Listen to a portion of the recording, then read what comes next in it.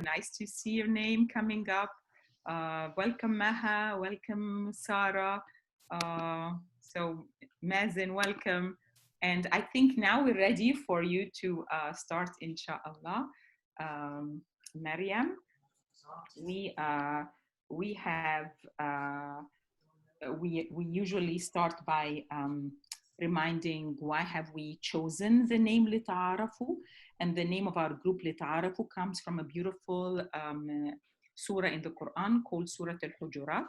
And in this surah, God reminds us that He speaks to us, mankind. He doesn't speak to us believers. He doesn't speak to us as ethnicity. He doesn't speak to us as followers of a certain book.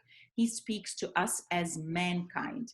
And God is saying, oh, the mankind, we created you from this one male and one female and made you intentionally into many nations and tribes so that you get to learn from one another, get to know one another. And the word learn from or know one another is LitaAarafu. And then the question is, what are we going to learn from one another or know? And that it is that indeed the most honored of you in the sight of God is the with the most mindfulness. So our journey of mindfulness, our journey of finding meaning is the thing that which makes one of us more honored in the eyes of our creator, our provider. That is what makes us human. That is what makes us unique. So who's going to be the judge? Which one of us is most mindful? God is the judge, as the rest of the ayah says. Indeed, God is the all-knowing and well-aware. And inshallah, with that, we will start today's reflection with our beautiful sister Maryam, who will take us into, like, into her own personal journey with mindfulness. So, Maryam. Thank you, Alia, and welcome everyone. Thank you for choosing to be with us today. So this is going to be your Sunday afternoon.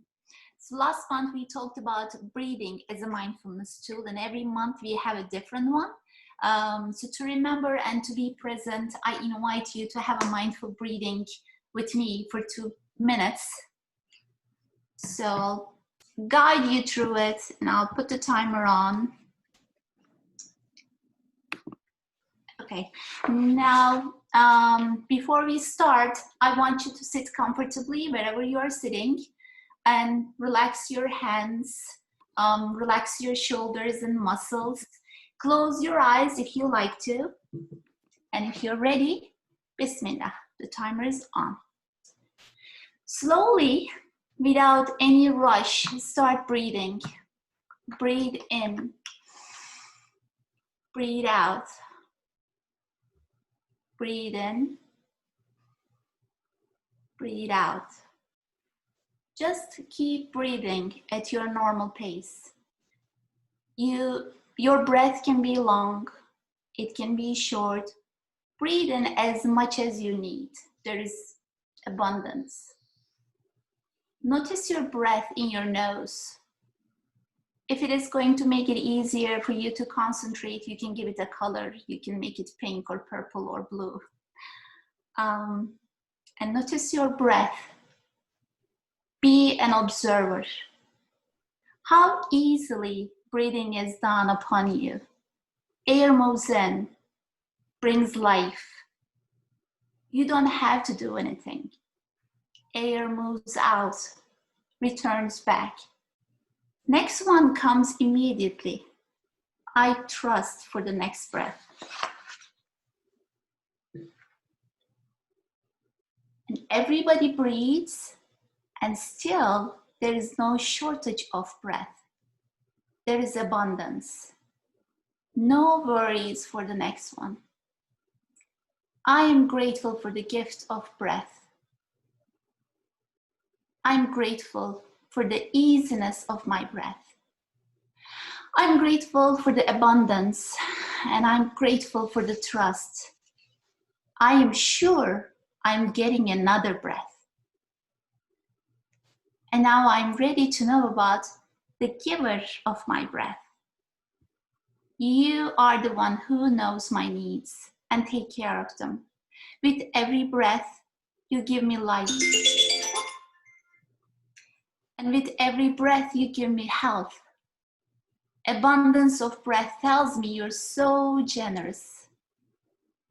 Like you make it easy for me to breathe, make it easy to connect with you, to witness you, to know you. So 2 minutes was not enough. Okay, so this was what we did last month, and the plan is to start our mindfulness exercises with breathing every time, and then we will go on and use another tool. So today our mindfulness tool is water. Do you have your bottles of water with you? Good. I cannot see everyone, but I can see Alia and Ziva has some water. Okay, let me take a sip before I start.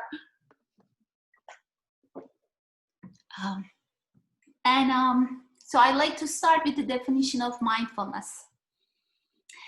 It is to notice, to observe, and to be aware, to concentrate. We can give different names. To have a still mind like water in a pond. To bring attention here and now. The key element here is slowing down. Slowing down helps mind to slow down, and we have time to notice and examine what is around us. We become an observer, not a doer. So we just want to be. And in Islam, our intention is to be God conscious. That is being aware of Him all the time and seeing Him in the creation, or even connecting Him through creation. And if you cannot see Him, knowing that He sees you and hears you all the time. So I like telling the concepts by giving examples, and I have an example for you. It's about my experience about building awareness. So when I was at high school, this was before internet. I'm in my 40s now, so a long time ago. My sister was going to get married, so we were looking for a rental house for her. And the way to do it that time was, to go on the streets and look at each homes and look at the windows if they have signs or not. So basically we were looking for rental signs. And I don't know if you have ever tried this. It's not easy. You're walking, your head is moving around, and you try to notice people are looking at you. So we were on the street looking for those houses a couple of weeks until we found the right home for them. So yeah, it was like a month. From that day on, when I'm on a bus, when I'm walking, and when I'm visiting new places, I started noticing those signs on the windows and those empty houses. And I became aware and conscious of it, in other words. And I can still do it. So if you need any homes or sale houses, I can help you. So the more what I tell you this, and the more you do the mindful exercises, so that was an exercise for me, and I didn't know that at that time, the easier it gets to concentrate, and you notice more. So this was just about how we can build awareness. Once we are aware, this month we are going to talk about water, I said. So before we start it, again, I would like you to take a few deep breaths just to slow down and slow your mind, because we are gonna notice water.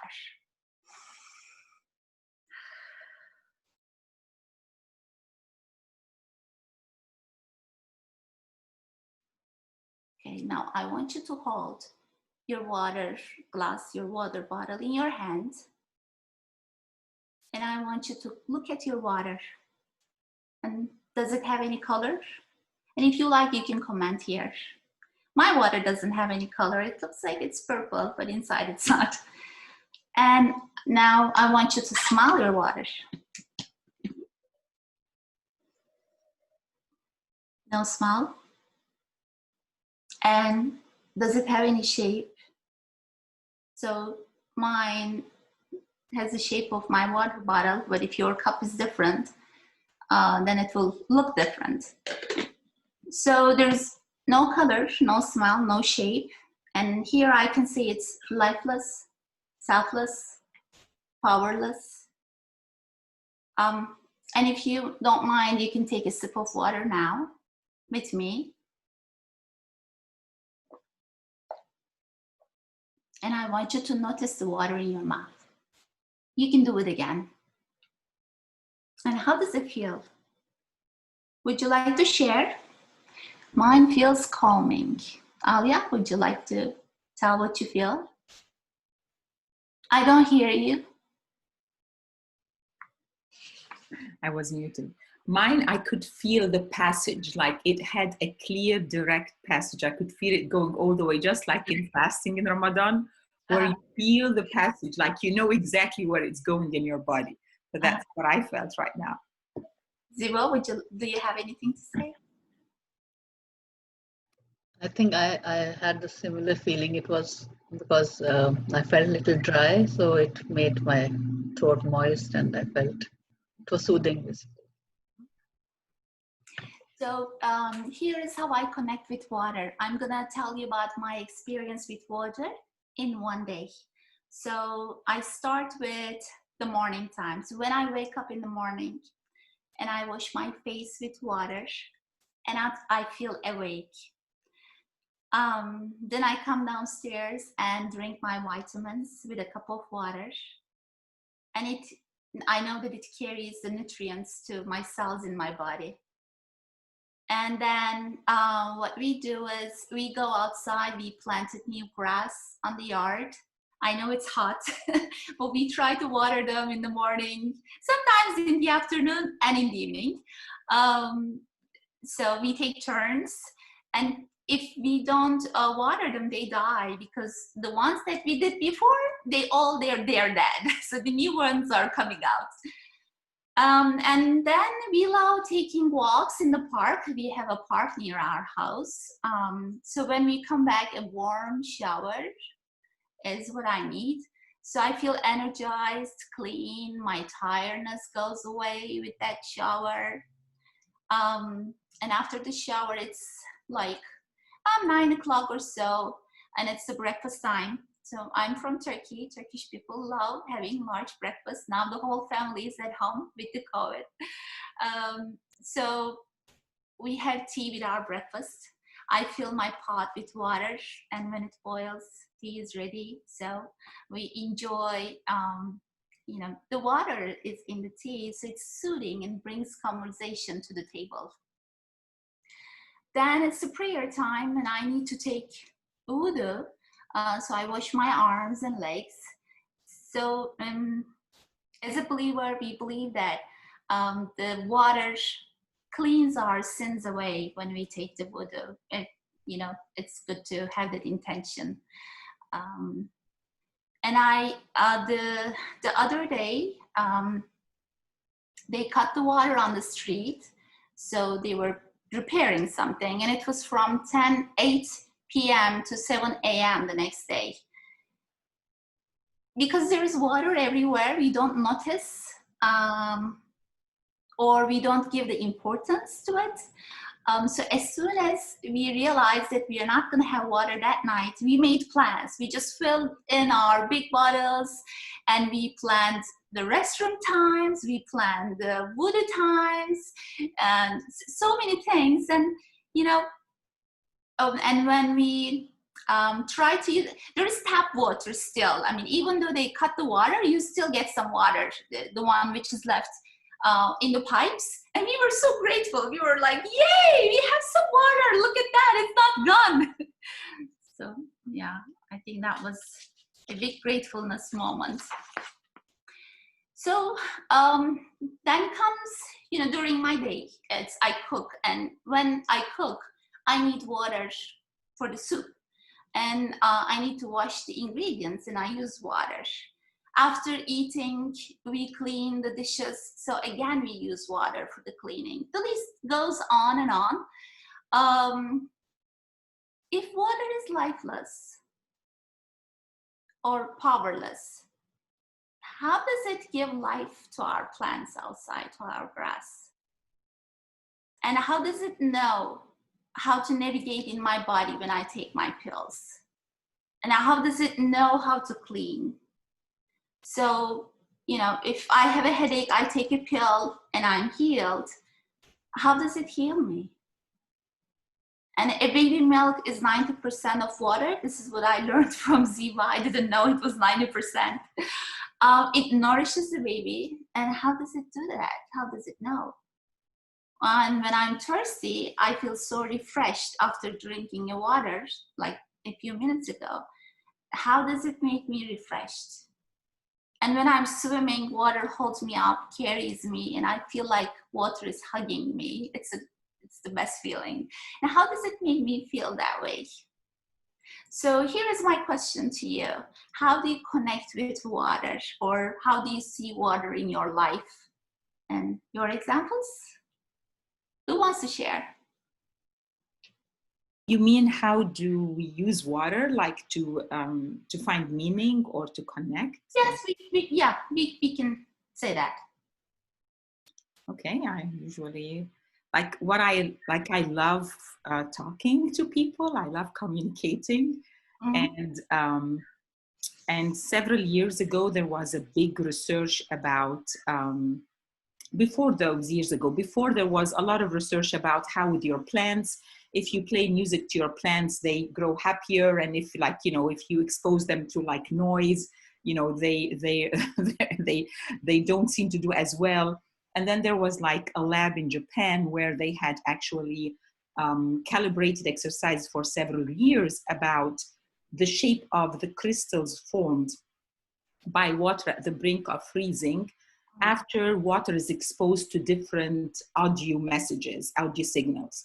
So they found that the audio messages or signals, when they are peaceful, loving, it forms more beautiful shapes. But when it is like noise or angry messages, the crystals that are formed are very primitive or don't form crystals that way. And then, that lab actually had a Muslim scholar be part of it. So then they started reading Quran, and they noticed that these beautiful shapes also come out when, when Quran or beautiful messages or prayers are read. So water does that.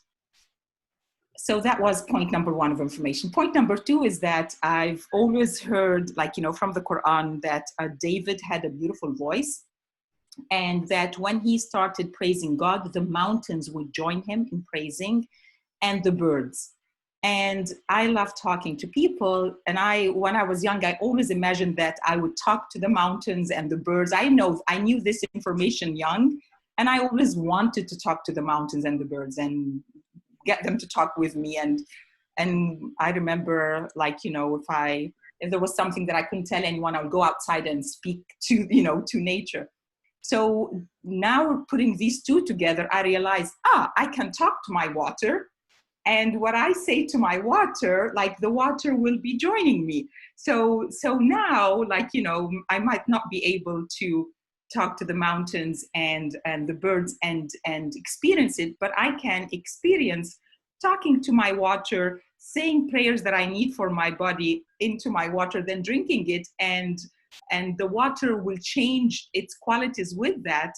So now I like talking to my water and making my du'as into my water before drinking it. That is my my connection. Your companion, huh?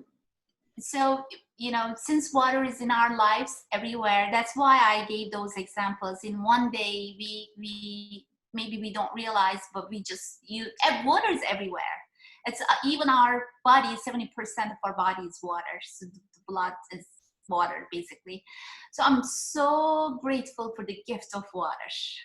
And the more I know, how important the water is in my life, the more grateful I am. So if water, and then this takes me to, if water is not the one who gives life to my plants, then who gives life? And I'm grateful to the one who gives life to my plants. If water cannot make me refreshed, doesn't know how to refresh me, then who refreshes me? And this is a step to connect to the one who refreshes me. If water doesn't know how to heal me, then who is the healer? And then this connects me to my healer, and I'm thankful and I'm grateful for my healer. If water doesn't have the ability, then who is the purifier, the nourisher? And this connects me to the purifier, the nourisher, and I'm grateful for that. If water is lifeless and cannot know, then all the qualities water has must be pointing to the one who knows, who plans, and who sustains, who provides, and who creates. And I'm grateful for the one who knows and plans and sustains, who is my Rabb. And in the Quran, we have a few ayahs. So Allah talks about Prophet Ayyub and how water healed his wounds. So now that we know water doesn't know how to heal, so water here points to the healer. And there's another ayah, Maryam alayhi salam, delivery was made easier with the help of water. And now that we know water doesn't know how to make things easier itself because it's lifeless and powerless, doesn't have the knowledge. So water must be pointing to the one who makes things easier. And now, being grateful to water takes me to the creator who puts all those qualities into water. Now, I would like you to join me in being grateful to the source, the provider, the sustainer, the Rabb, using the water guidelines. My Rabb, you healed Prophet Ayyub through water, and heal our wounds, our sicknesses, or our hearts with every sip of water. Water cleans and purifies. Oh my Rabb, clean us from our mistakes and purify us as if we are newborn babies. Water surrenders, doesn't resist. And my Rabb, make me surrender to situations I'm put in. Water does not complain, it just does the job. Oh my Rabb, make me grateful all the time. And water is transparent and reflects. My Rabb, make me reflect your qualities, which I'm gifted with. When I'm generous, it's from you. You are the one, you are the generous one. When I'm helping, it's from you. You are the helper. And when I know it's not from me, it's from you, you are the knower. You are the one who knows. So water is patient, another characteristic. My Rabb, give me beautiful patience. And water is always returning to the source. My Rabb, when I forget you and get lost, help me and bring me back to you. So this is my dua, and this is how I connect, and this is how I use water this time to connect to the Creator. And may water be a reminder of its and our Rabb, our Creator. Every time we see, we drink, we use water, use it as a reminder. It's everywhere, so it's a good reminder. And Alhamdulillah to the giver of water, and Alhamdulillah to the giver of life, Alhamdulillah to the giver of gifts, the merciful one, the caretaker who knows all my needs and takes care of them, the one who cleans and purifies and who plans and who forgives whenever we forget. And this is the last thing that I want to mention, when I'm aware, starting with mindfulness, it's like the spotlight or the switch, the light switch that you put on. When I'm aware and connect to my Rabb, provider, the sustainer, my first transient gratitude to water, because my first gratitude was to water itself, changes into eternal gratitude to its creator here and now. Alhamdulillah. So Yeah. If anyone wants to share their reflection, please feel free to share. We love to hear from you. Be generous, guys, because we only know, we're here, remember, LitaAarafu, to learn from each other. How do we use what's given to us to be mindful? So if you are not going to share by yourself, I'm going to call on you. Jamila, I haven't picked on you for a long while. So how does water, like every culture, Jamila, you're originally from Algeria, every culture sees water in a different way, and every culture like has a reminder, like, you know, we also have du'as from our parents and grandparents, like, you know, that uses words like water in it. So share with us. Okay, so I don't have a cultural reflection, so I'm going to preface it by saying that. But I think what it makes me think about is connection. And water connects, I think, through time and space, which I think is very interesting. And it connects the heavens and the earth. And so, you know, when there's a storm and the rain falls, and then it is taken into the earth, and then it does whatever works that it does within the earth, and it joins the water table, and then maybe it gets picked up somewhere else, or it's pulled up into the plants, and then you get water vapor, and it cycles. So it connects life and death cycles. It connects the heavens and the earth, the sky, the ground. If I think about walking on the ocean, does the water that laps on the shore near my feet at another point in time is lapping by the feet of other people on the shore far distant, and has contacted every creature and non-living thing in between. So it is an epic connector. And it is also, I think there's a duality there. I think that a lot of the dialogue thus far has been about the life-giving property of water, but water also has the power. So it is powerless, and yet it can be powerful. It can be powerful in a tsunami. It can be powerful in a flood. And in those instances, it can destroy life as well as being life-giving. And so its nature, I think, is not well-defined. Its nature is fluid, and that's what water is. That is a characteristic of water. That is a property of water. And then I think about places that don't have water, places that are in drought. And while I think we would characteristically think of that as inherently difficult because we need water to survive, I think that places that are accustomed to not having a lot of water have adapted different ways of living and approaching and appreciating and finding their own ease because it wasn't readily available. And it makes me think that when things are readily available, we tend to be less appreciative of them. We tend to see them less than when they are rare. And that's what we value. And so inherently for our survival, the value of water does not change, but our value of water changes. Oh, I love this. I'm glad I picked on you. So Jamila is our beautiful daughter, and she's our virology specialist. She got her PhD from UVA, and she's worked all over. So, but I love the contrast that you got. I love how water could be like is used to give life or to take away lives, could be used to bring in mercy or to be a distraction. I love the connecting part because I love connection. So when you said connecting and the waves and like connecting with people across time and across space, that just like that was that for me.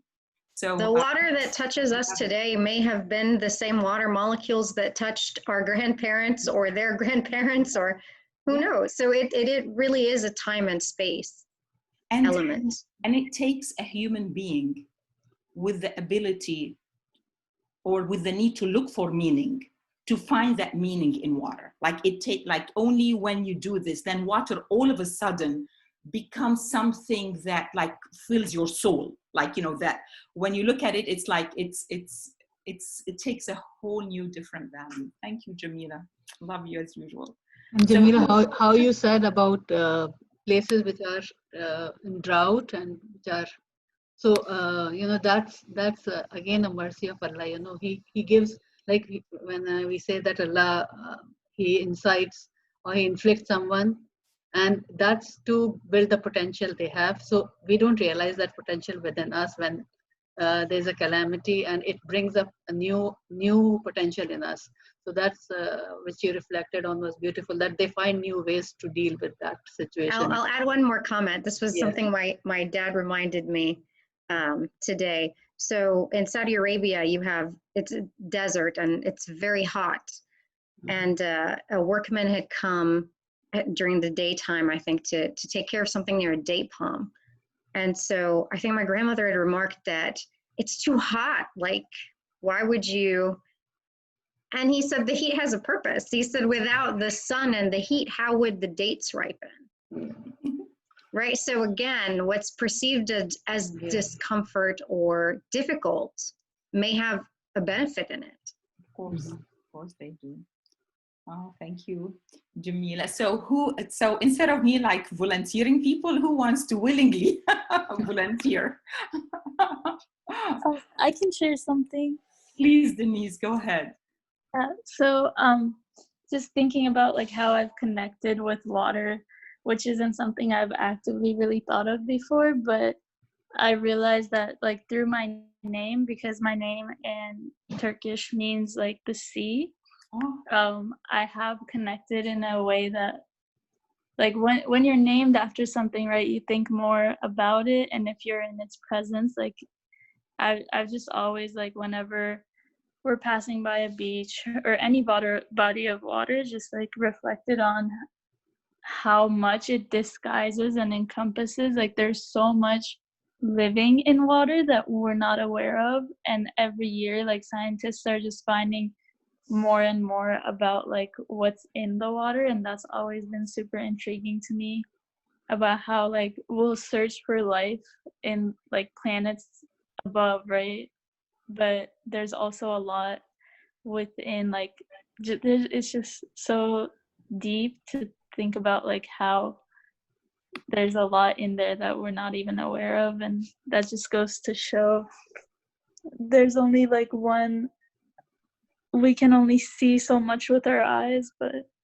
I don't know if that was very like well said, but Beautiful, that's one Denise. way. I love that, because the water tells you, like, it's the seen, but it holds, like, even now we're realizing how much unseen is in the water. Like there's a richness that's beyond our imagination, and the more we know, the more we find that, like, you know, if this is knowledge, we are like, you know, we're at the minuscule, like, you know, point, and we add another minuscule point, and you know, so that water, even water, which people, it's under everyone's microscope, it's been like studied zillions and zillions of time, like, you know, and it's available. It's not like we're studying the galaxies in the universe. We have it under our microscope, and yet we are not done with that. Oh, so Denise, you have a lot of treasures inside you. That's my deduction. So who else would like to share? Like, okay, go ahead. And yeah. So when you mentioned the sea, that resonated very deeply with me. I'm visiting my family in California right now, and I grew up near the ocean. So the ocean has always been, you know, a part of my soul. And one thing I've been reflecting on is just the way that the ocean itself reflects the cosmos and the sky. So on a cloudy day, the ocean looks a particular way. On a sunny day, the ocean looks a very different way. And it reminds me of the ways that the human heart is also a reflection of the divine, that, right, we as humans have the capacity to be a reflection depending on how we refine ourselves, and that we're constantly a mirror. And then, you know, as you all were saying, the ocean itself is a mystery, right? There's so many treasures below that we don't even know what they all are, but it's just a reminder of all of the gifts of Allah subhanahu wa ta'ala that we're not even aware of. I love the reflection. I love the mirroring. I love that imagery. So who else? I mean, I can see Mr. Mittler is with us, and he has a book. So maybe you're ready to share something. I don't hear you. I think your mic is off.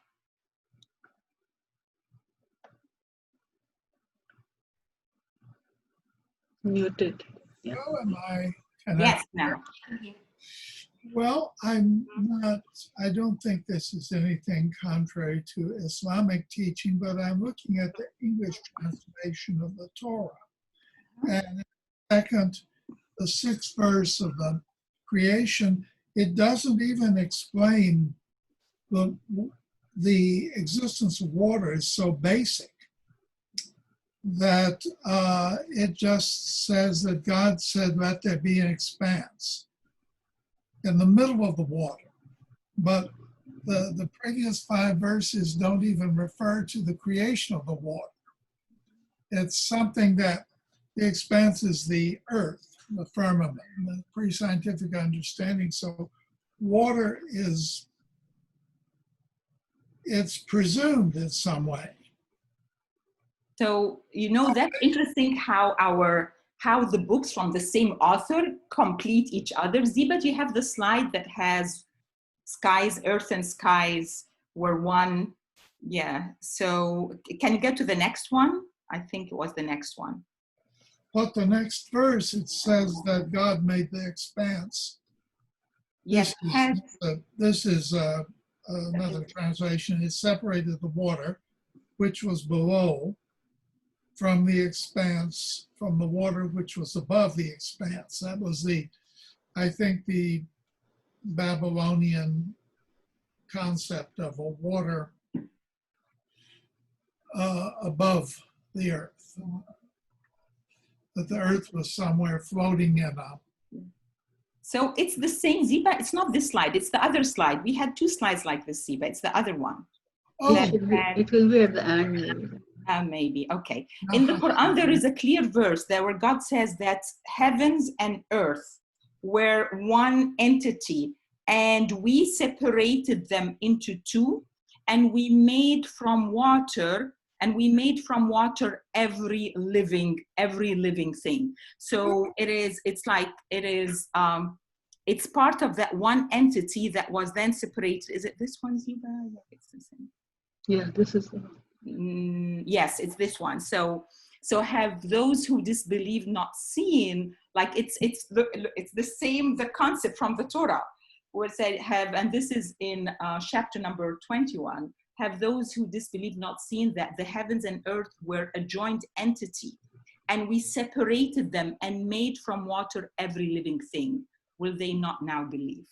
So isn't that just interesting, like how the author, the same author, is explaining, and is getting our attention to look at the things that we take for granted and read them in a different way. Thank you for bringing that in. David, should I call on you now or call on you for the next section? It's up to you.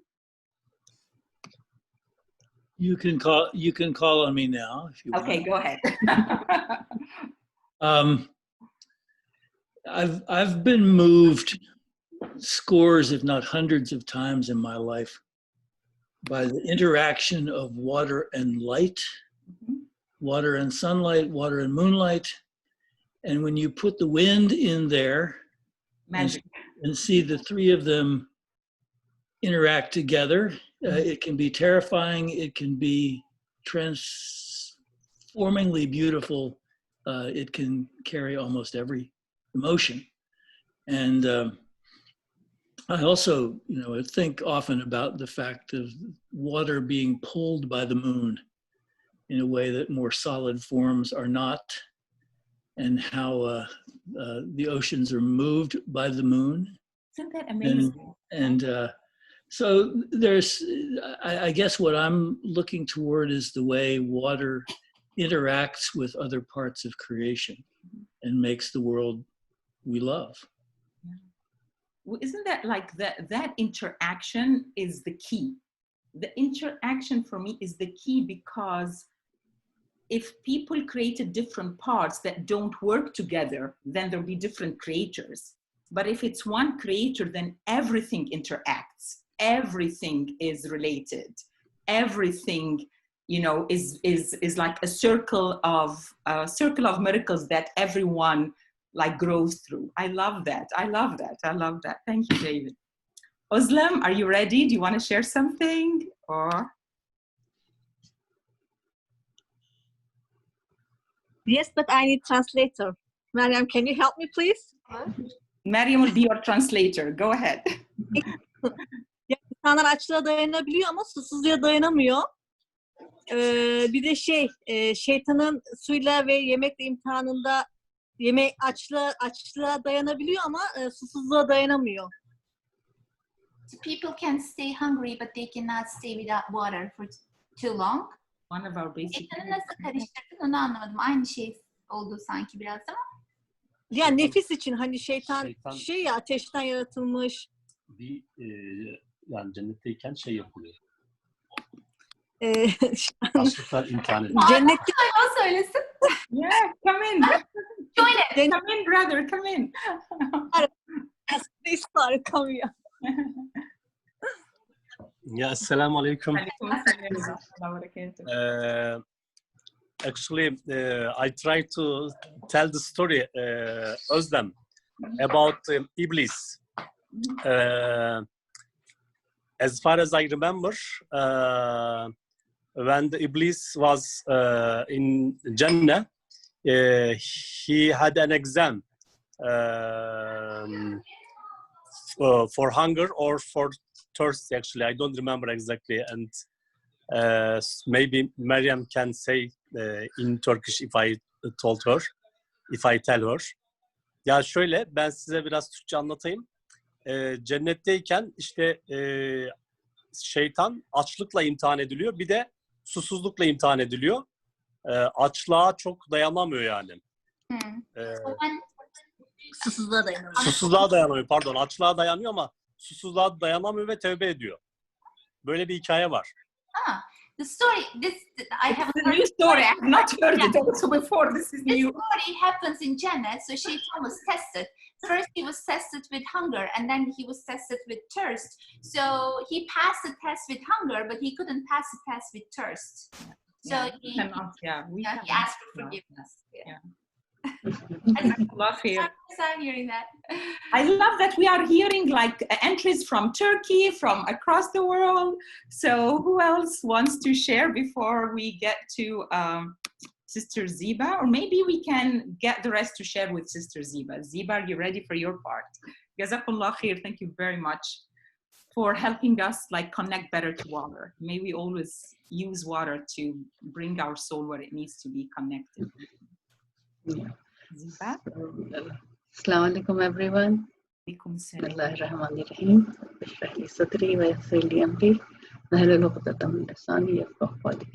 So last time we talked about storytelling in Quran and how we all love listening to stories, and so we talked about storytelling in Quran, how we connect to it, and how, like, why is it special when we hear about stories from Quran. So the first point which makes it special for me is the storyteller. Who is the storyteller? So my creator, he is the one who is telling these stories, and these stories are not, they are stories from the beginning of the creation. When the creation, he made us all, and the stories are from all the books which he sent down to different prophets, Prophet Moses, Prophet Jesus, and all the prophets. All of them, they have stories which, through these stories, he's sending us reminders. He's talking to us through those stories, and each and every story has a wisdom and mercy in it. So, and when I listen to the stories or I read these stories, I find myself in those stories. And it's amazing, like how I can put myself in there. You know, when I am reading a story about Moses, he was so many years back, he existed, but those stories talk to me right here and to my needs. You know, and the way I approach the story, the needs I have, it directly talks to my needs and answers my needs. So that's what amazes me about the stories in the Quran.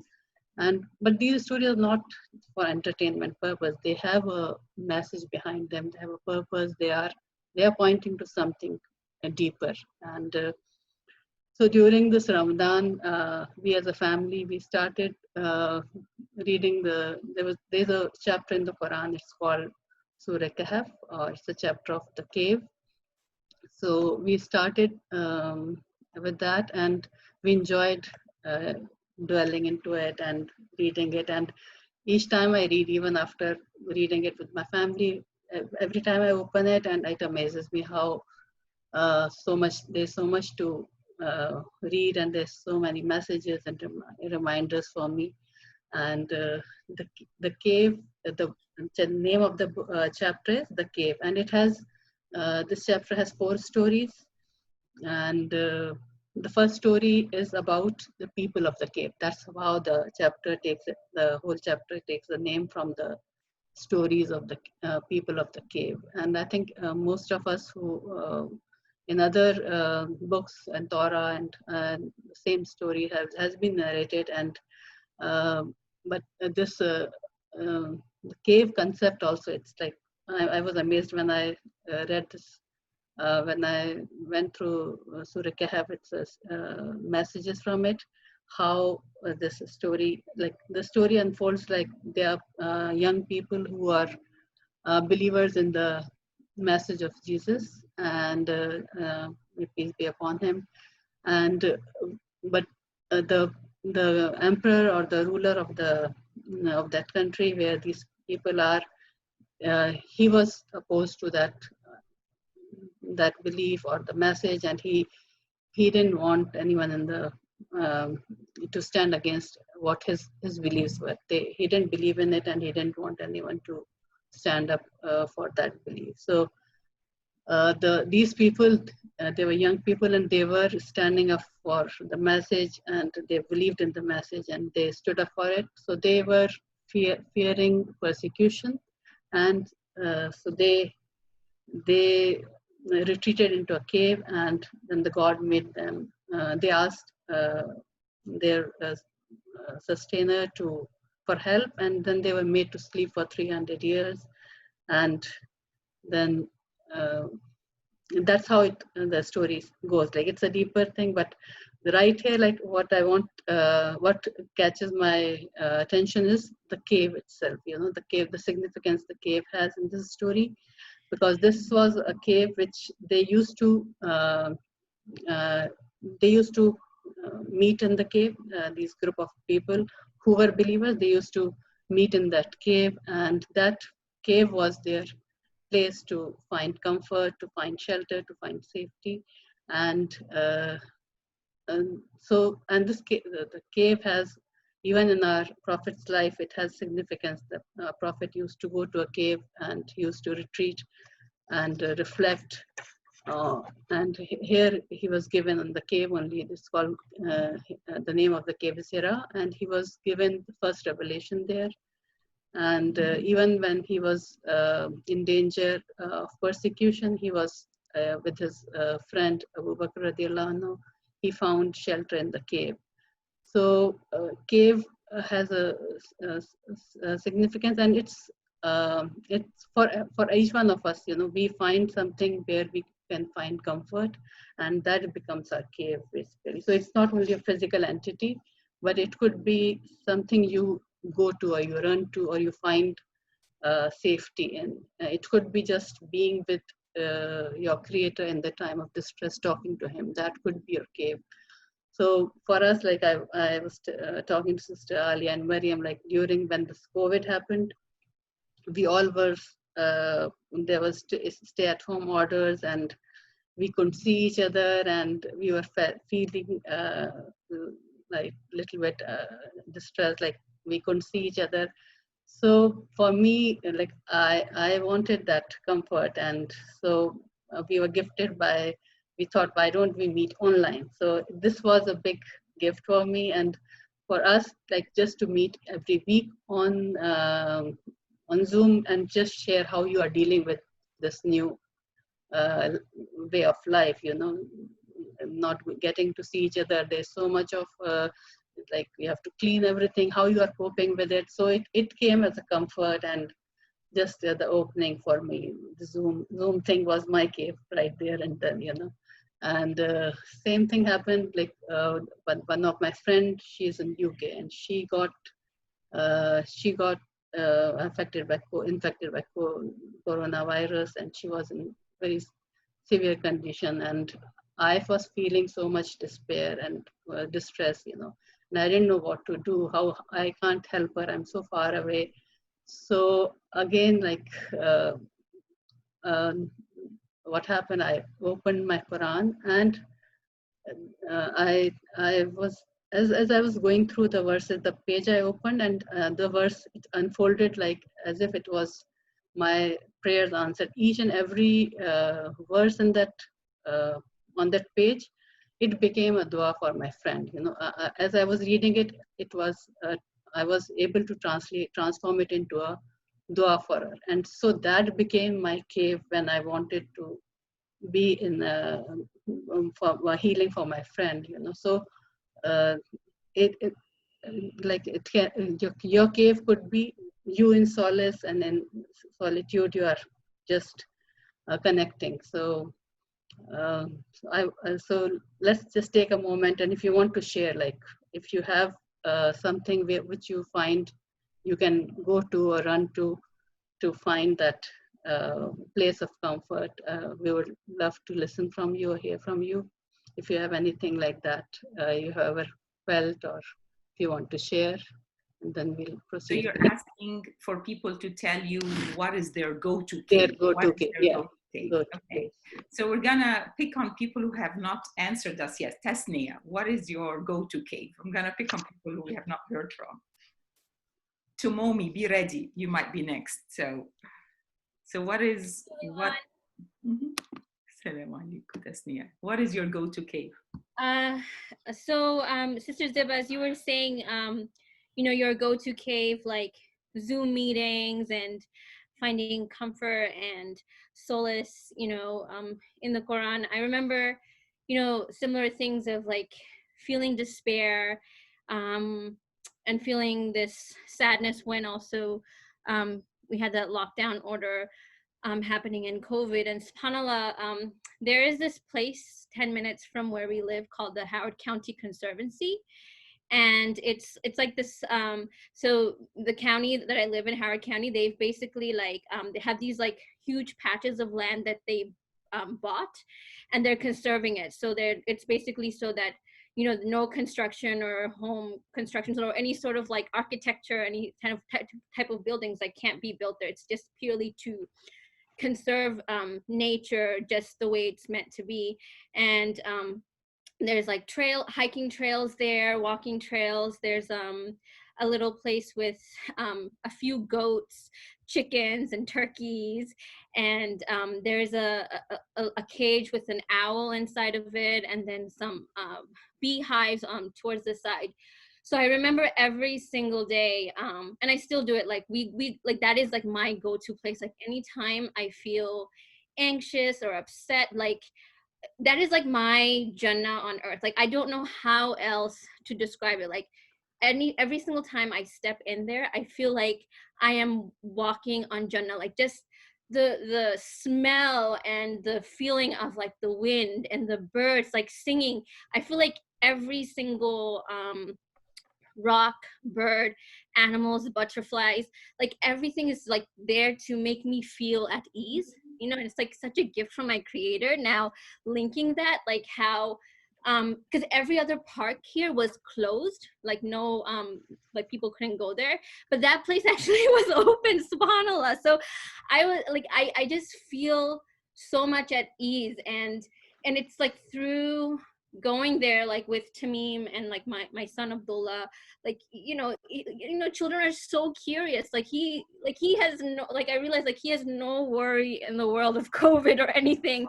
He's just curious about like the nature around him. So he asks me like, Mama, what bird is that, or what butterfly is that? And we would go back home and look in the books and research. So subhanallah, like I realized like that was Allah's way of comforting me and showing me that everything is under control, you are being taken care of, and like that is like my cave, like my retreat that I go to. And I tell this to me, and I was like, if such a beautiful place like this exists on earth 10 minutes from me, I wonder how my Jannah will look, you know? Like, subhanAllah, like I'm excited, and I don't know, I just love it. And even with all the craziness, the fact that I can find beauty and peace when I go there, like, it just reaffirms me that everything is under control, everything is okay, and the one who is taking care of me in such a beautiful way is taking care of everything, even though it may appear like it's not. So you painted it like I can see it now. You painted a beautiful imagery for all of us. You made it. You made that feeling come to everyone. Thank you, Tasneem, for sharing. That was beautiful. Tumomi, are you ready to share? Bismillah. Hi everyone. I was thinking about from the Al-Kahf, the cave story that like started meditating before he received the meditation, the Allah's message was also a cave, and cave is like the place where you like make yourself alone and focus on something and like a divine existence or something in a narrow area, and that kind of place is, you know, necessary for someone who wants to like focus on thinking and this thing. And back in those old times, there wasn't, I think the houses probably was simpler than today. Today we have different houses, different rooms in one house, so each one can have their own kind of cave that they can like be themselves. But those old times, they didn't. I think the house was like probably from reading a story of like Abdul Muttalib having a big family in one small house. Probably each one of them didn't have their own rooms, so they must have slept in one big room, and so they have to close the light at night. No, maybe they had very simple like frame of fire, right? So they had to close, and everyone should have sleep at the same time. So you can't just be selfish that you want to stay awake and do my own work or something. So cave must have been a place where, you know, the only place they could just go and, you know, focus in without thinking of other, like, without being bothered by other family members. And now because right, so it would be very different. And cave, like we used to have a room called den. Now we don't. We have where room number is smaller, and now because of this COVID and summertime, somehow upstairs hotter and downstairs is cooler. And so I mean sometimes we open air conditioner, but not all the time, because we don't like getting cold for our kids. So we try to make the kids sleep downstairs, and so it will be cooler for them to sleep. Then I can't do anything because downstairs kids are sleeping, and I can't prepare anything. I can't make noise. And so it reminds me of thinking like how old people in old time used to live, and like something like this. Yeah, subhanAllah, like what you came through is an important thing, distractions. So the cave, from your point of view, is a place without distractions, a place where you can concentrate and be ready to receive guidance. Like you're looking for something, for guidance, for connection, and you're looking for a place there's no distractions. Right. And whatever that place is, it could be very open, it could be very small, it could be an own room, it could be open space like Tasneem, but it's a place where you are not distracted, a place where you connect. Thank you. I love hearing from you, Tumomi. Ziba, are we ready for you now? Yeah. So, in the Quran, Allah says, you know, is awal fityatu ilal kahf. So when the youth retreated to the cave, so it amazes me how in the same Allah doesn't repeat things unless there is a significance in it. So he repeats, like you see in these two ayahs from the same chapter. He says, "It is we who relate to you the story in truth. Indeed, they were youth who believed in their Lord, and we increased them in guidance." And in the ayah number, same chapter, ayah number 10, Allah says, "And when the youth retreated to the cave and said, 'Our Lord, grant us from yourself mercy and prepare for us from our affairs right guidance.'" So here, this word fitya, it means youth or young people. So it grabbed my attention. Why? Like Allah could have said they were people and they were running away, or they found retreat in the cave, but he pointed out, they were youth. So this really attracted my attention, that God is taking pride in the youth, in them being the youth, and standing up for what they believed in, standing up for the right belief. And we see, like throughout history and right now also, we see youth. So much of significance Allah has put in this word youth, because youth are hope. They are the people who bring change. So if you see, whenever there is a revolution or revolt, the youth are in the forefront. So, and if they are rightly guided youth, and if they are mindful youth, then what better than them? They are the driving force for the good for the earth, basically. And if they have, and if we empower them and we believe in them, then I think that gives us such a hope that our earth is in good hands, when because Allah has put so much trust in them. And even Prophet, when he was given the message, he said the old people who are already had their firm beliefs, and it was difficult for them to they didn't believe in me so quickly as the youth believed in me, in the message, because youth, they have a special thing in them, like they are open to new ideas, and they are open to guidance, because the layer hasn't formed on them. They're still very transparent, and their hearts are very transparent. So it gives us, like, just going through this ayah in the Quran of Allah taking pride in the youth being these believing youth who stood up against the false beliefs and who took a stand. So that was another point which drew my attention in this. And not only they were youth, but they were believing youth. And how did I come to the confirmation that they were believing youth? Because when they retreated in the cave, and then they called on to their provider, their sustainer, by these words. They said that our Lord, or our provider, you are the provider of the heavens and the earth, and never will we invoke beside him a deity. We would have certainly spoken something as a transgression. If we invoked anyone else, it would be a transgression. So how were they connected? How did they know who is their sustainer, who is their creator? Being that youth. So I realized when I was growing up, I was in youth.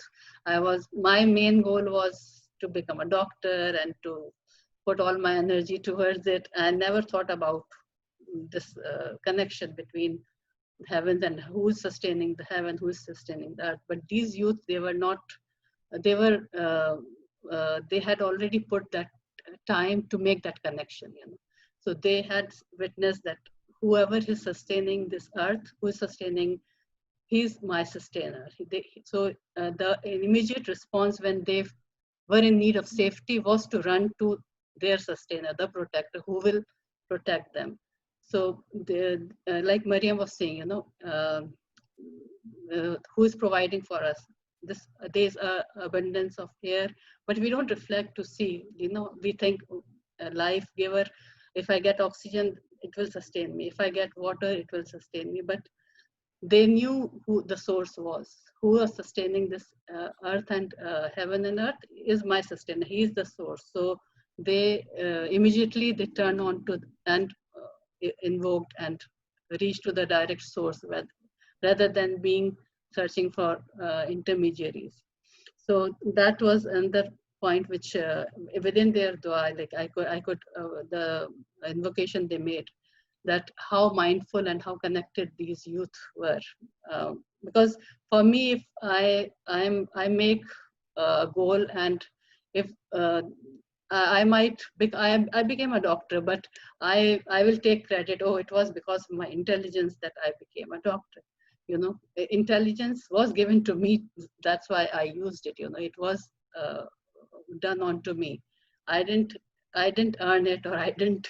So it was a blessing, and I used it and to become a doctor. Otherwise, if I like, because of if it was always intelligence, I would have 100 like done throughout my 5 years of course. Every because I was so intelligent, every test I would have been 100%. But there were times where I was not 100%.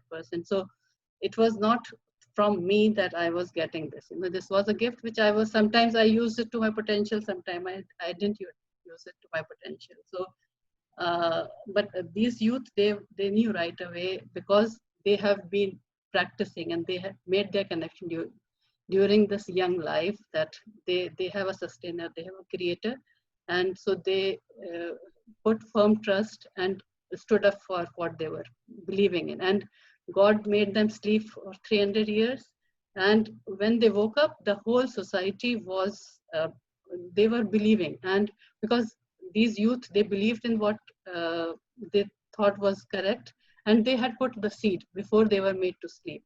And so when they woke up, that change had already happened. So from our youth also, like we expect the same, and we hope the same, that they, without falling into despair, they do what they believe is right, and connect to the correct source, and then without worrying for the result, put the seed, and you know, you'll see the results. You might not see the generation after you will see the results. So that's a big hope which I see from this story coming out, that and you know, best thing is to connect directly to the source, so that you are never in despair, basically.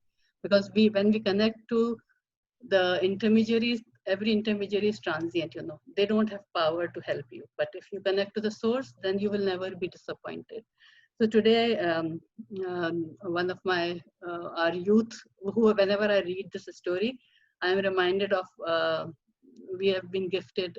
Sarah is one of our youth who attends Sister Yamina's halakas with us, and she always reminds me of these youth in the cave who are so mindful and always connected. So today I came across her Facebook status, and that I asked, like, can I share your status with because she always reminds me of those mindful youth. And her status said on the Facebook, the only friend and companion you will have in this world, who is always on your side, by your side, ready to listen, love and guide, is your nurturing maker. So mashallah, she made that connection, and she's directly asking from your creator, you know.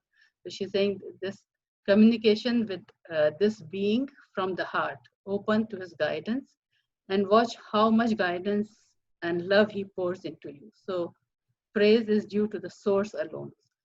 So it connected to what I was thinking about these youth, you know. And mashallah, her message was exactly the same, that she connected to the source directly, and you will never be disappointed if you're connected to the source. So I end by making dua that our sustainer, who is sustaining us in this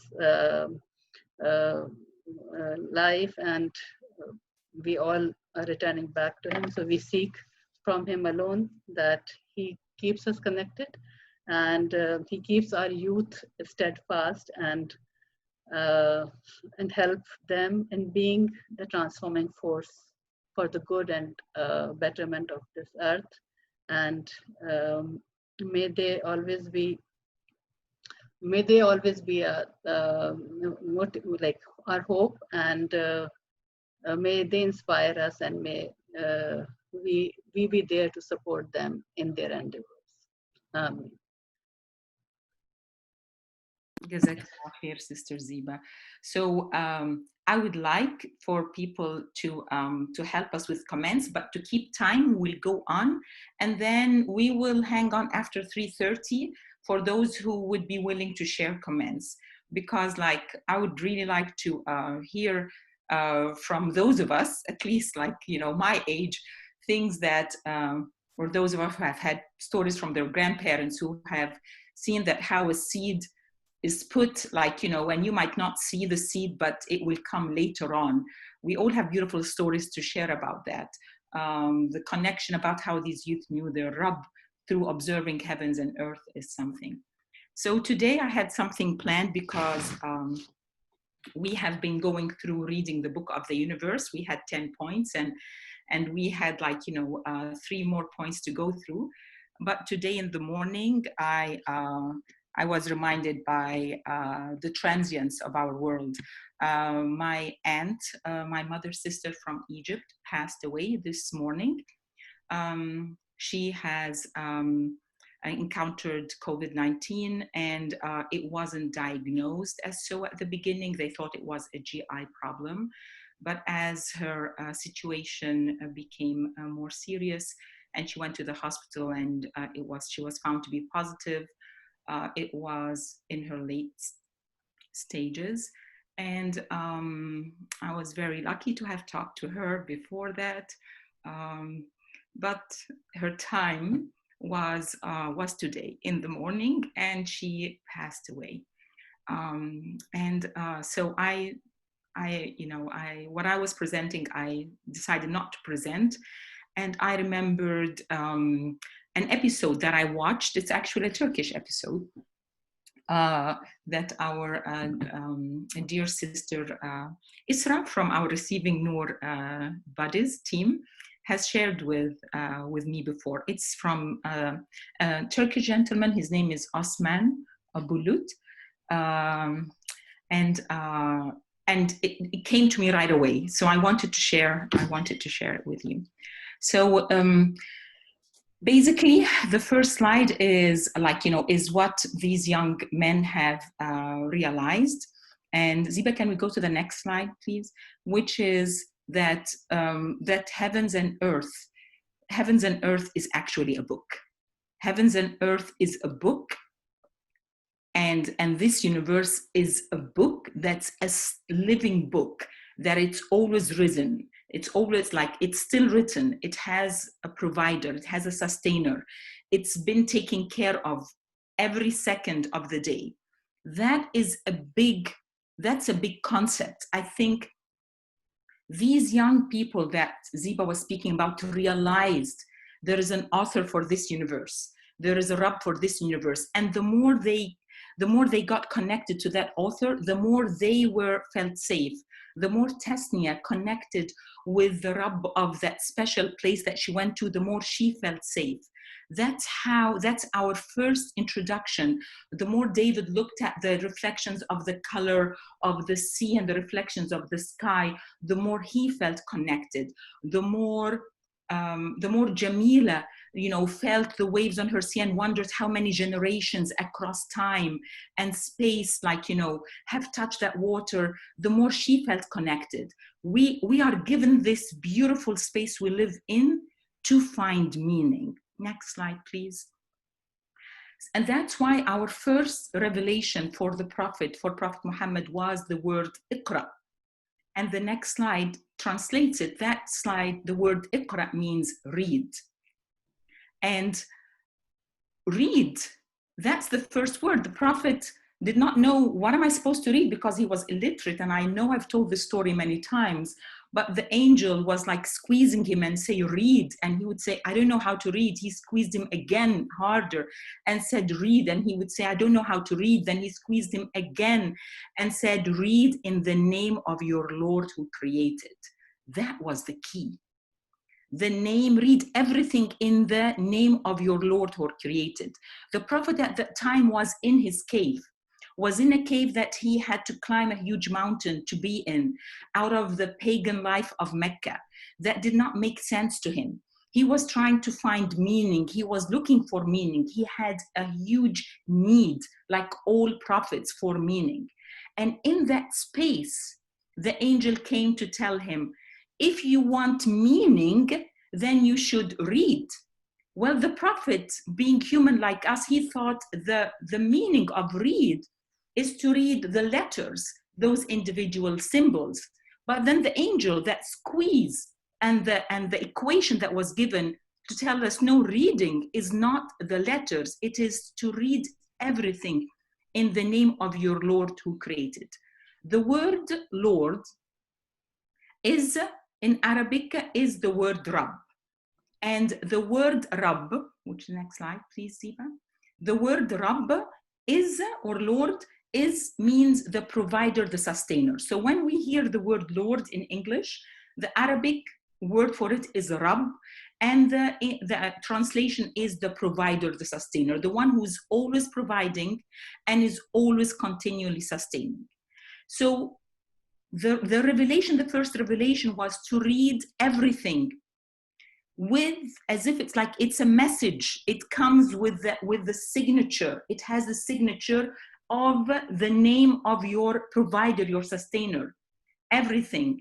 Who is this sustainer? Then it goes into science. Created you from a hanging cloth, and that hanging cloth is, is something that we did not even have to know at the time, but it's mentioned.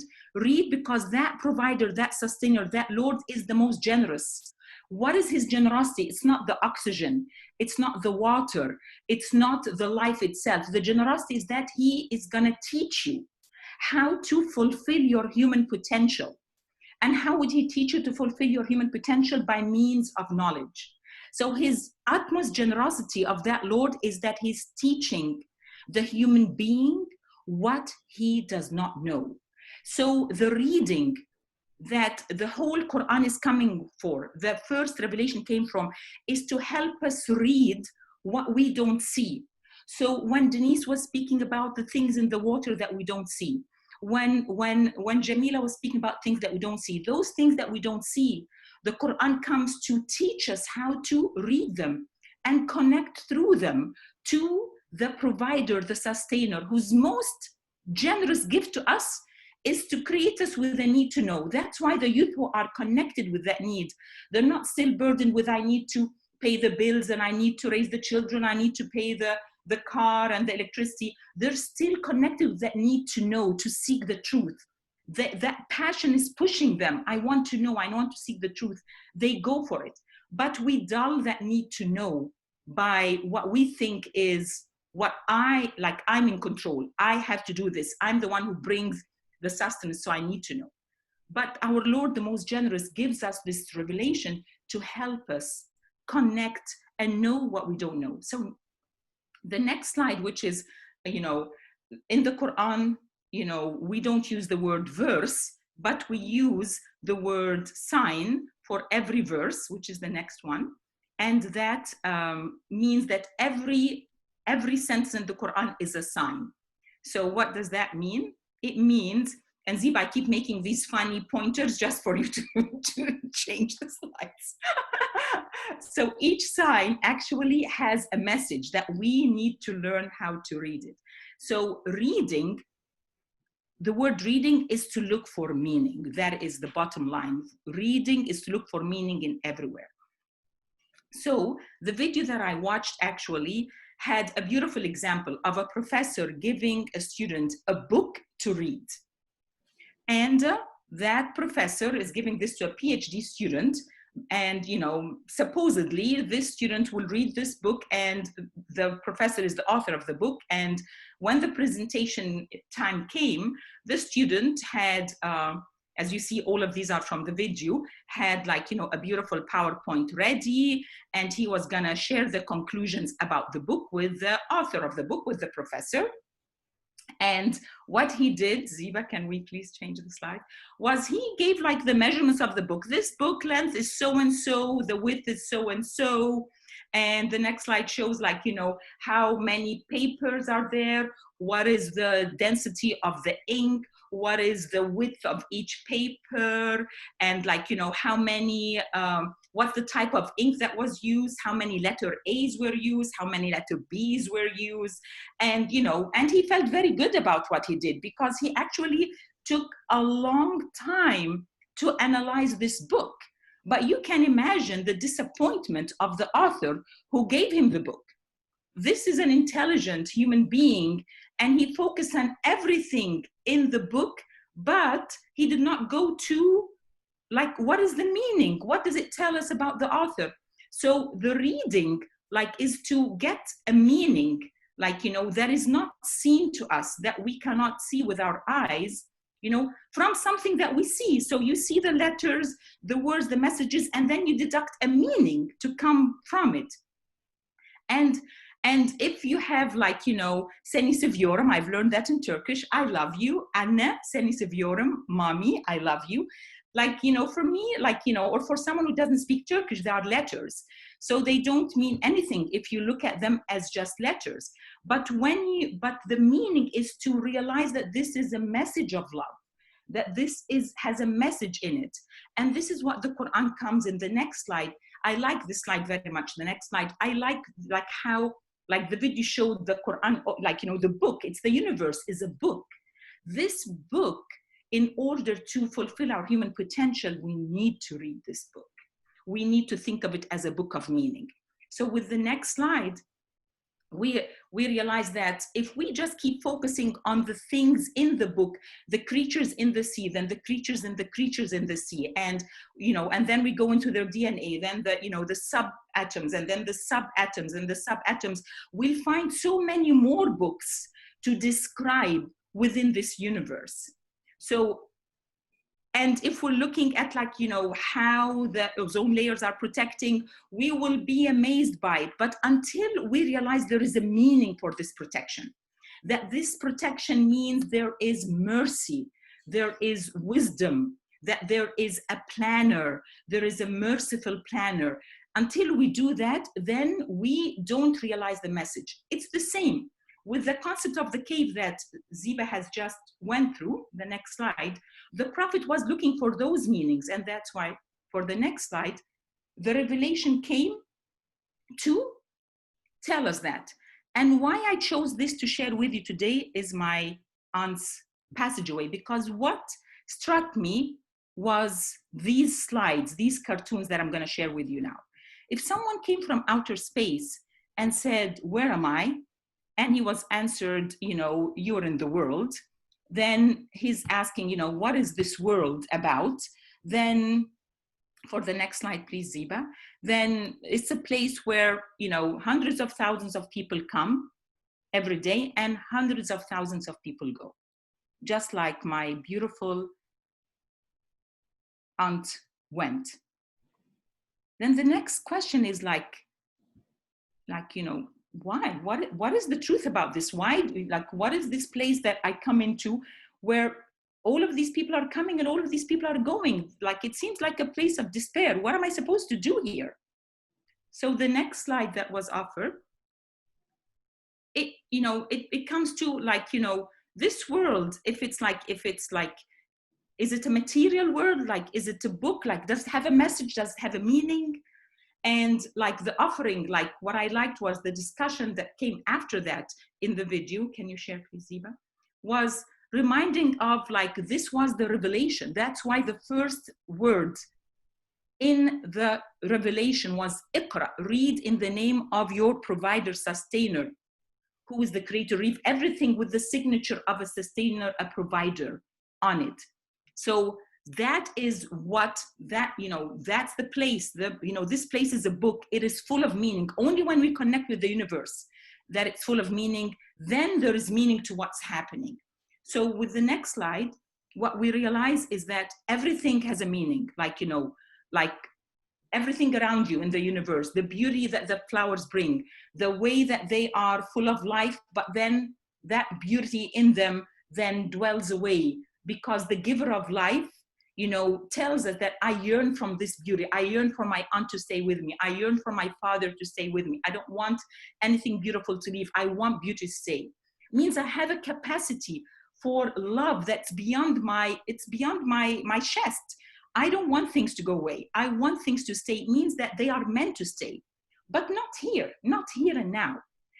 That need in me for things to stay is saying that things are staying, but they're not here and now. They're telling me the one who gave life through a little drop, through things that are very, very humble, gave this beautiful life, is the one that's staying. The giver of life is the only true, everlasting, beginning, never-ending truth. And if we're not connected to that, can we go to the next slide, please? But these just keep going. Everything that we love, whether it's the touch of a baby, should connect us. The DNA, when we go deeper, should connect us. The plants, the stars, they're all by the same creator. They're all messages for us to read. So if we don't realize that, then there's a big problem, because then we don't see the universe as a living book. We don't see there's an author. Then when my loved ones leave, I'm in distress.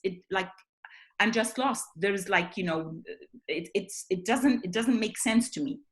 So with the next slides, that's why the biggest human function is to be an active eyewitness who reads those signs in whatever is around them, reads, if we don't do that, then we become like artificial intelligence. Then what we're doing is doing things to produce something. And I liked the argument he had. Can we go to the next one?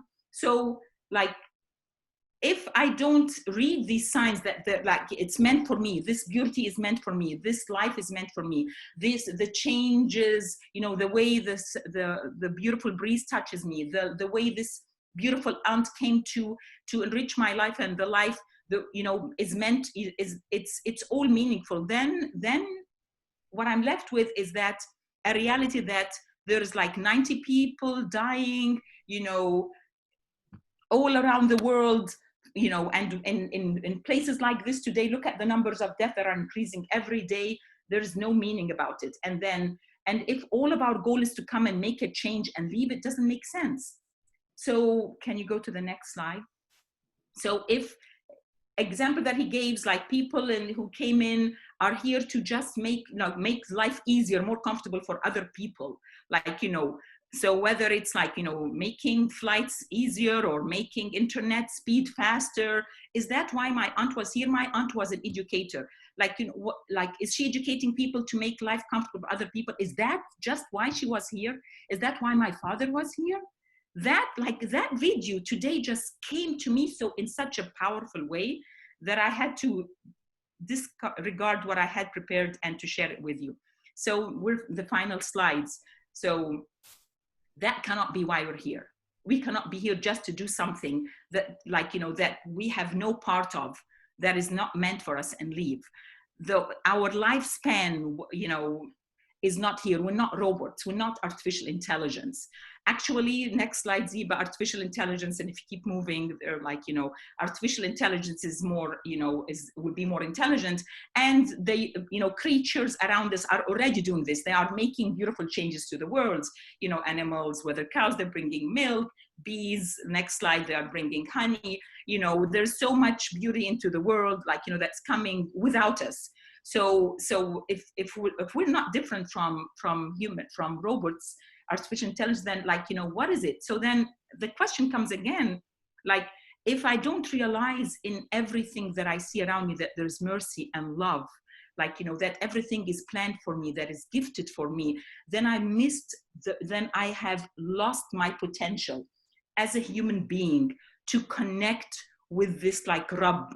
If I'm not fascinated by the concept that I have a Rabb that's taking care of me, then that human potential in me is gone. Then I am just then I'm just here to make a little change and move on, make change and move on. And that takes away from the worth of my life journey. That that this worth of the life journey is to connect and to read this word as as a book by a beautiful, merciful, vast creator who has abundance, who knows my needs, who knows my wants, who knows my aspirations, who knows how to make me feel comfortable. And there's no greater injustice than this. So before preparing this, the slides that I had prepared were the slides where the title by why should we read the universe? And the why in the Quran comes, a lot of the why, I'm giving you the signs of the universe, I'm making them easy for you so that you don't make injustice to yourself, so that you don't live this life in despair, so that you will know, so that you will be reminded. So we are the losers if we don't realize that all of this is done for us. Sarah, I know that you're leaving, but I'm ending if you wanted to share before you leave. So please do. Ziba, I don't think there are any other slides, are there, after that? So Sarah, if you want to leave before you're, please do that. We are now 3:35, we're 5 minutes over time. And if Sarah does not want to share, then we will end here, we'll make a prayer. And then people can leave because we're 5 minutes over time. And those who want to hang out a little bit, like maybe 10 minutes more and reflect, you're welcome to do that. Hey everyone, I'm very grateful to hear from all three of you today and everyone who commented. The one thing that came to me that I would like to share kind of connects with, I want to make sure I get the names right, Mr. Mittler and what David said. Also a little bit connecting of what Tesnia said with what Ziba shared. I found a lot of solace with connecting the cave with the vast expansion, the expanse of water, especially considering that our bodies are made of water, mainly water, and there's a vastness within, and yet so often in the world we feel so constricted, or just this tightening of the chest with this constant reminder of the limitedness of everything that's created and our need for this just expansive presence of everything that we love.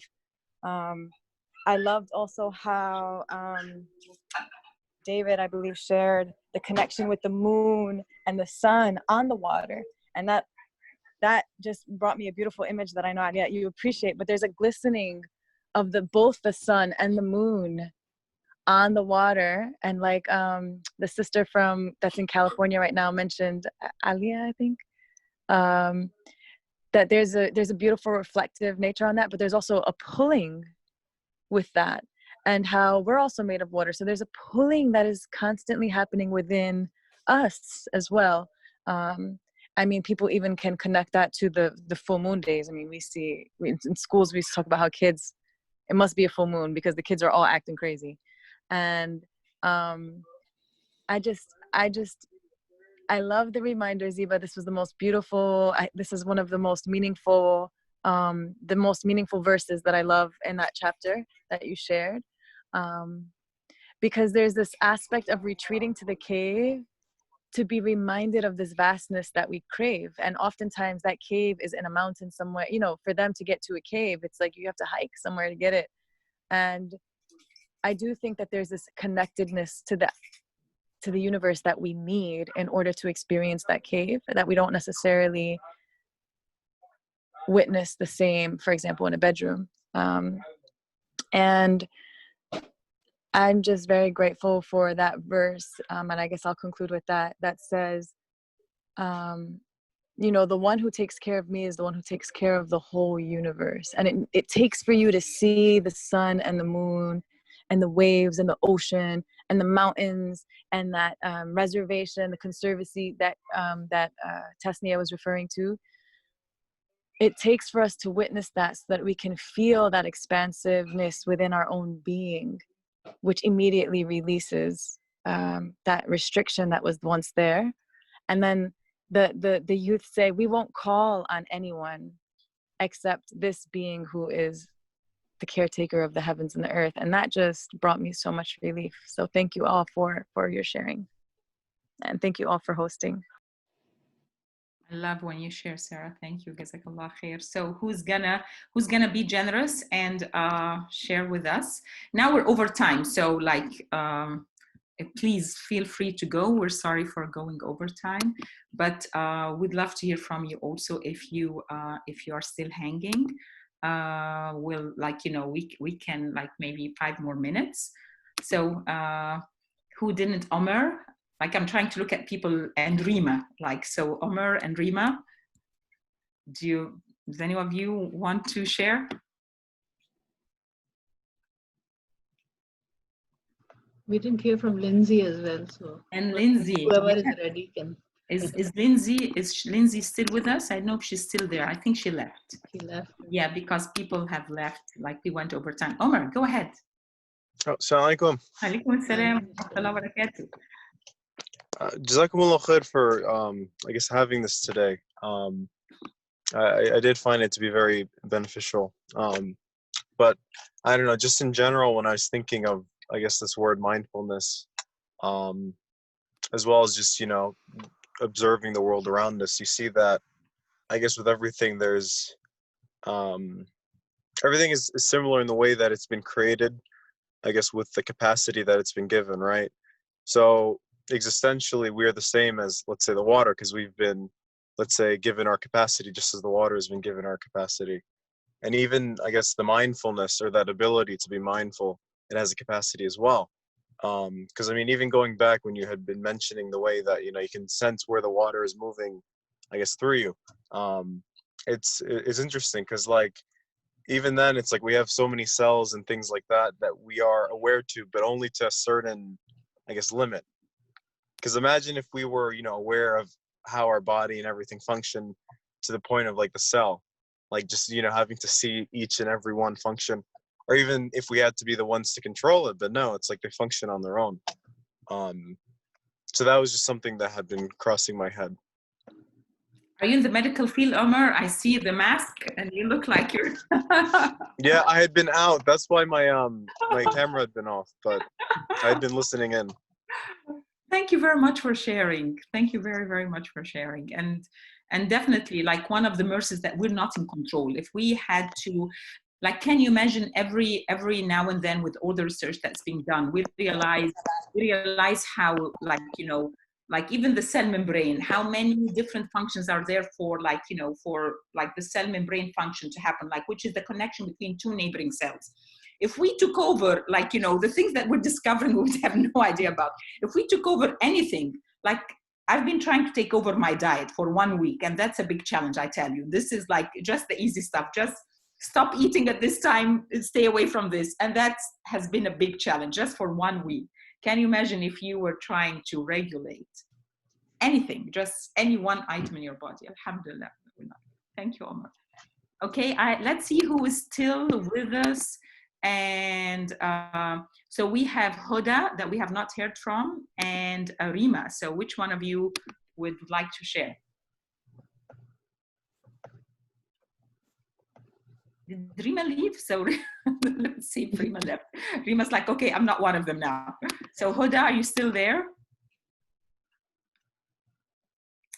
Okay, so now I think, like, we those who have shared before, and I'm going to pick on, of course, my beautiful Jamila, because I know how her brain works, and I'm always curious to know what's on her mind. So now with the smaller group, so please, can you share with us, what do you get out of this?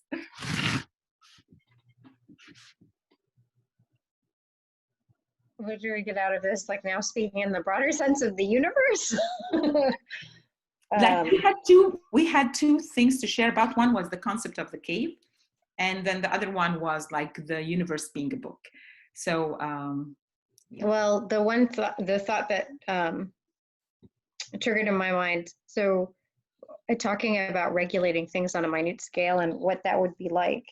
This is obviously not scripture, but the book The Curious Incident of the Dog in the Nighttime, written by an autistic author, and I believe, and talking about the experience of an autistic child, and about like sensory input and how we process information, and how much more information they process. And I think if I remember correctly, one of the examples from the book, the child is in a train passing a field of cows.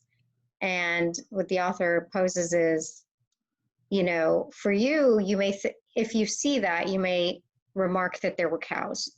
There were cows in the field. You may even remark on the color of the cows in the field.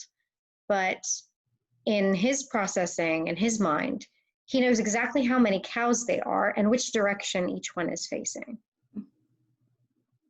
And I've had a couple of friends with autistic nephews, and when they have that sensory overload, how it kind of makes you shut down because we're just not capable of processing that much information. It sort of made me think about that. I mean, we're so limited in our capability. And then talking about how we are witnesses. We're witnesses to everything, whether we're conscious witnesses or not. And, you know, there's that saying, the more you learn, the less you know. It's almost witnessing on a scale that you become more and more aware and humbled by the fact that you know so little, that your capability is so small, is limited. It doesn't mean that we don't have might, though, because I think people have been able to do remarkable and extraordinary things. It's just that in the scheme of things, it is so small compared to the might of the one who created might, who is the Almighty. So that's just some thoughts. But isn't that interesting? Like information can be overwhelming as information, but once we connect into the meaning that there is love, like this is a message of love. Like, let's say flowers come to my doorstep. I could be focused on, like, once I'm focused on how many flowers are in the bouquet and what kinds of them and which one is about to dwell and which is not, that might be overwhelming. But if I just, like, when it takes me to this, someone loves me and has sent me flowers, that, you know, so when we like, if we are confined to trying to measure everything, you know, this is overwhelming. But when we're trying to find the meaning, then there is comfort in that meaning, that you're taking care. That I think you have to desire that you're looking for meaning. You have to desire that there be a meaning. And if not, it's exactly the example that you gave about the book and the number of pages in the book and the characteristics of the ink and the paper, and is that we often see what we want. And then I'll go to the example of what Aziba had said when she was feeling distressed about her friend's condition, and then she opened the Quran and found those verses spoke to her as they became dua for somebody. So you find we tend to find what we're looking for, right? When you start to search, and I think you find what you're looking for. And if you're not looking for it, you can be blind to it, even if it's right in front of you. And that's what we try to come together, like to do, like to just try to, like, remind ourselves that we need to be looking for it. Because, like Maryam, she became an expert in finding rental signs on the windows because she started looking for it. And I remember, like, you know, those dots that they put on the blackboard in our psychology lessons about, if you're looking for like a pattern, you'll find a pattern, you see the cat pattern. But if you're not, they're just like, they're meaningless dots. And when you see the patterns, it becomes easier. Egyptians have this tradition of reading the coffee cup. So my mother, it's one of her, like, you know, favorite activities. She looks at the dots in the coffee and she says, you know, there people are gonna come and there's letters, and I'm looking and I don't know what she's looking at, but her eyes are looking for like patterns in the coffee dot. So it's not reading hieroglyphics, is it? But subhanAllah, and then meaning comes. David, I like to pick on your brain because I love what you say. Are you ready to share? Do you want to share? I know it's over time. Yeah, there are a couple of things that occur to me. One is that we're blessed with these 5 senses that are gateways to parts of creation, but they don't admit other parts. There are ways that the 5 senses, being bound to those 5 senses, keep us from knowing certain things that we would otherwise maybe know. If we had different senses, we might understand other things besides what we see and hear and smell and taste and feel. And the other thing, Ali, is that I just have to thank you, because I've told you so many times how much this idea of read, this whole story that you tell so beautifully, has meant to me.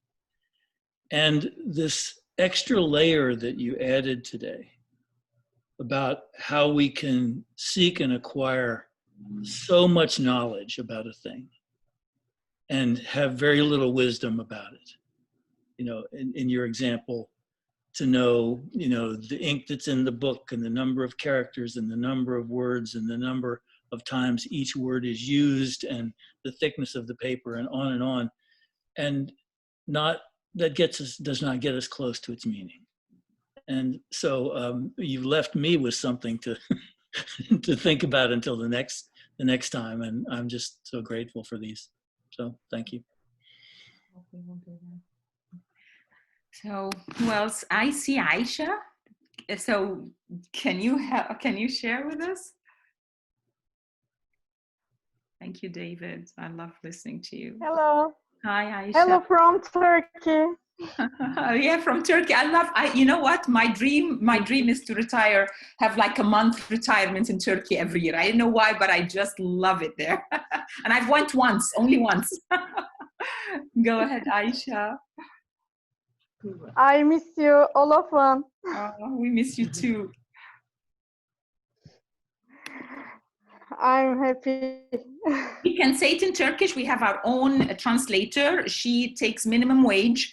We smile, and that's her payment. So Meryem can translate if you want to say it in Turkish. Yorumlarını soruyor Tuğba. Sen biraz geç katıldığın için bütün presentation'ı duydun mu bilmiyorum ama. Tuğba, you have your name as Aisha. Now I realize. Yeah, we call her Tuğba. Go ahead, Tuğba. Ayşe Tuğba. Two names. Bizi dinleyebildin mi? Çok az. Şimdi henüz açabildim. Yani abimle orada görüşüyordum. Tamam. O zaman ben yani söyleyeyim. Tam konuya hakim değilim. Tamam. Alya. So she just joined in. So she just wanted to say hi. Oh, thank you. That's a gift. Yeah, maybe you made our hearts happy. So I can ask her later. Tuğba, you were with us when we had LitaAarafu on grounds with our UVA students, and like, you know, inshallah, when you visit again, we'll have another one, you know, face to face, and we'll enjoy your presence again. We missed you. Inshallah. And I still remember how beautifully you played on the piano. We'll be waiting for you to play again when you come back, inshallah. Inshallah, I hope so. MashaAllah, such beauty.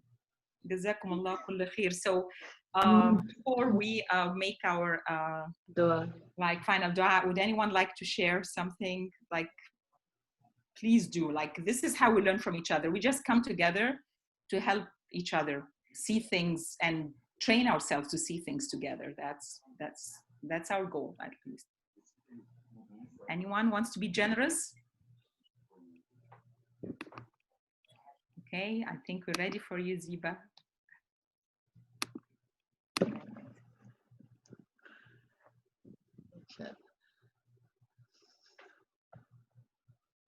So we end our session, and thank you all for joining, and we end with the dua that may we all be connected as the water connects, as Jamila reflected, you know, how the water connects us, and may we always remain connected with our creator and with each other. You know, we get inspired from each other, and we all these whenever we connect with each other, it acts as a reminder for us to connect back to the source.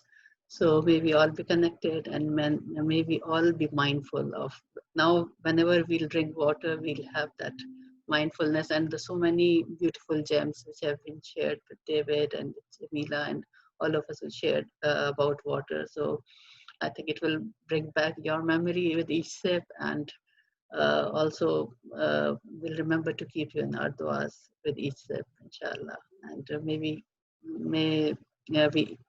live mindfully, and may we come back and join together again.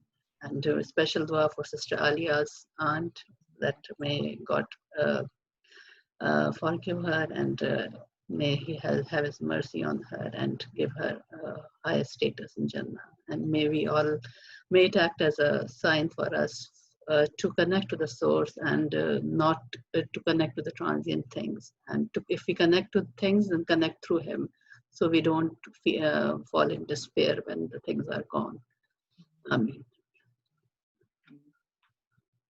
Thank you. Inshallah, next month we'll meet again. Inshallah.